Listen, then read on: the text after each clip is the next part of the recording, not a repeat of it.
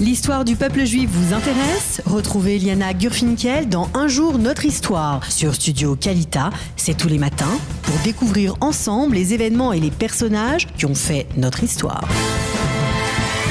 Liana, bonjour, Boker Tov, Shavua Tov. Tout ça aussi à vous. Bonjour Daniel, vous allez bien ? Oui, parfaitement. Mais je suis très curieux de savoir de quoi vous allez nous parler parce que vous avez tenu à garder le secret.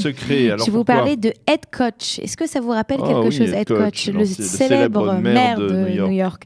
Exactement. Alors, on va parler de lui aujourd'hui puisque il était né. Donc aujourd'hui, on est en hébreu le Tet Vav qui se lève et il est né à cette date en 1924, le 12 décembre 1924.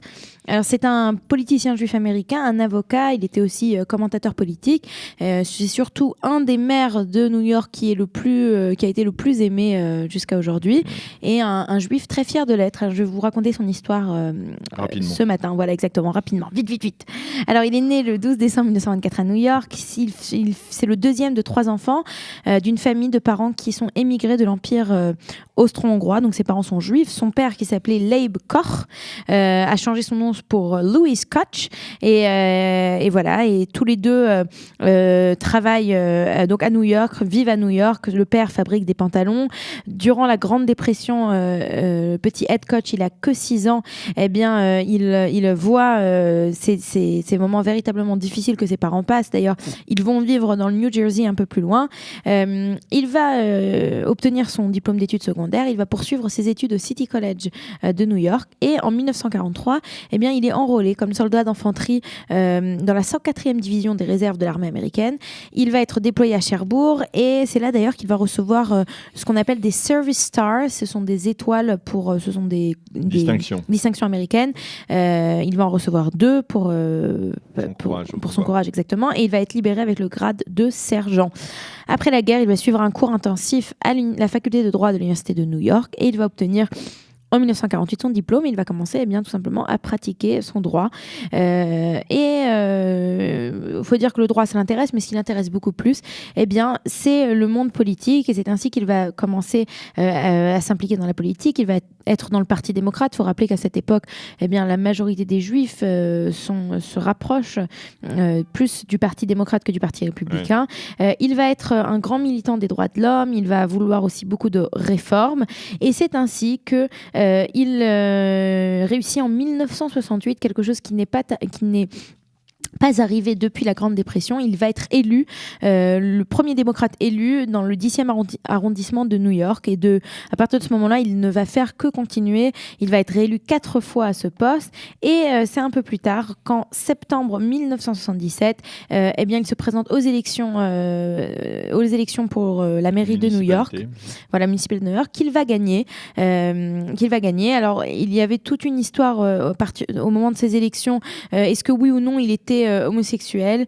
Il le dira beaucoup plus tard, mais il faut dire qu'il a été énormément attaqué à ce niveau-là. Son travail à New York, c'est quand même extraordinaire. En janvier 1978, quand il est élu, New York est au bord de la banqueroute, a une immense dette d'$1 milliard, et il va réussir à faire un travail extraordinaire. C'est ainsi qu'en 83, donc seulement 5 ans plus tard, la ville, elle a une solde budgétaire positive de $500 millions. Donc il a fait véritablement un travail extraordinaire. Depuis le maire, il faut dire qu'à New York, depuis le maire LaGuardia, qui était juif aussi, sa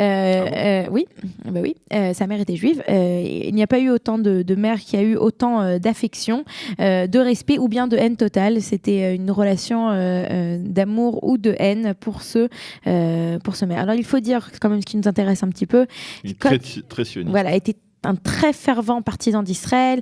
Il était toujours prêt à descendre dans la rue pour soutenir d'Israël. Et ce qui est le plus émouvant, c'est qu'il y a 4 ans, quand il décède, ce 1er février 2013, à l'âge de 88 ans, il a demandé juste avant sa mort que sur sa pierre tombale, on écrive 2 choses. D'abord, le verset Shema Israël en hébreu, donc Shema Israël Hashem Elokeinu Hashem Echad. Et la seconde chose qu'il demande qu'on inscrive, c'est la phrase suivante: My father is Jewish, my mother is Jewish and I am Jewish, qui sont les derniers mots qu'avait dit le journaliste juif américain Daniel Pearl, peu avant être assassiné en 2002 par les terroristes au Pakistan. Et donc c'est ça qu'il va faire inscrire sur sa pierre tombale. Lui, le grand maire de New York, c'était ça pour lui qui était véritablement important.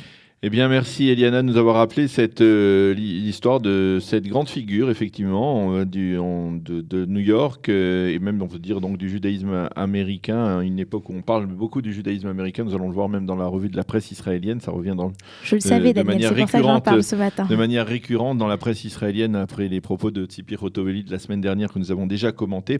Il est important de parler d'Ed Koch, le mythique maire de New York. Nous allons marquer une pause et on se retrouve dans quelques instants, tout de suite après, avec la revue de la presse et des médias israéliens.